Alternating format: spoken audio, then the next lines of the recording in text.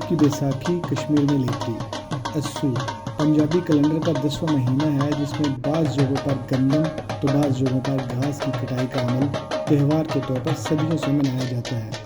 جس میں ڈھول کی تاب پر سب مل جل کر گندم کو کاٹنے کے ساتھ ساتھ پورے سال کے لیے محفوظ بھی کر لیتے ہیں۔ دیسی کھانوں کے ساتھ ایک دوسرے کی ضیافت بھی کی جاتی ہے۔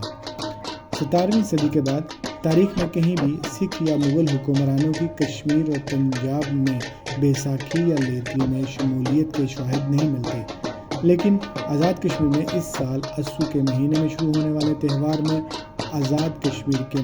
قائم مقام صدر چودھری لطیف اکبر نے شمولیت کر کے نہ صرف کسانوں کے دل جیت لیے بلکہ لیتری کے تہوار میں بھی جان ڈال دی۔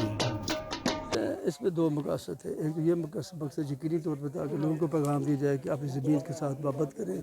اس کے ساتھ محنت کریں اور اس کی کاشت کریں، اور جس کے نتیجہ میں جو لوگ ہیں وہ بہتر خوشحال زندگی مستقبل میں اپنے اولادوں کے لیے اپنے گزار سکتے ہیں۔ اس میں انوائرمنٹ کا بھی ایک ایشو ہے، وہ بھی فائدہ پہنچے گا۔ دوسری وجہ یہ بھی ہے کہ ہمارے ہاں یہ صدیوں سے یہ ثقافت چلی آتی، روایت چلی آتی تھی کہ تمام لوگ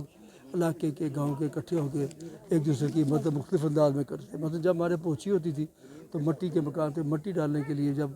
وہ تھی اس وقت اکٹھے ہوتے تھے اور اکٹھے ہو کے ایک شخص کی مکان کی چھت جو ڈالا کرتے تھے۔ اسی طریقے سے یہ لیتری جو ہے یہ بھی اسی کا ایک حصہ ہے، اس میں تمام گاؤں کے علاقے کے لوگ جو اکٹھے ہو کے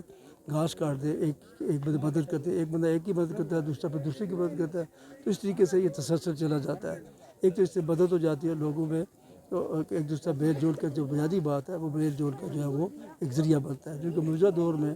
انٹرنیٹ اور سوشل میڈیا سے یہ لوگ ایک دوسرے سے دور ہوتے جا رہے ہیں، اس سے بھی یہ جو ہے یہ ایک دوسرے جب ملتے ہیں تو ایک دوسرے کے دکھ سکھ میں شریک ہوتے ہیں۔ تیسری بات یقینی طور پہ یہ ہے کہ یہ اب جب تک اپنی زمینوں سے جو موجودہ حالات ہو جا رہے ہیں کہ زمینوں سے محبت نہیں کریں گے، ان سے محنت نہیں کریں گے تو ہمارے لیے آنے والا وقت جو ہے یقینی طور پہ مشکل ہو جائے گا۔ اور میرا یہ پیغام ہے تمام لوگوں کے لیے کہ وہ اپنی زمینوں سے محبت کرے، اس سے زیادہ سے زیادہ فصل اگائیں اور زیادہ سے زیادہ اپنے اور اپنے علاقے کی خوشحالی کا باعث بنے، کیونکہ اور میں یہ بات کہوں گا کہ محکمہ زراعت جو ہے اس کو بھی آگے آنا چاہیے، اس کو اپنا فعال کردار ادا کرنا چاہیے۔ لوگوں کو کچھ بھی نہ کرے، کم از کم ان کو فیسیلیٹیٹ تو کریں، ان کے لیے رہنمائی تو کریں کہ کون سا فصل کس انداز میں، کون سا بیج،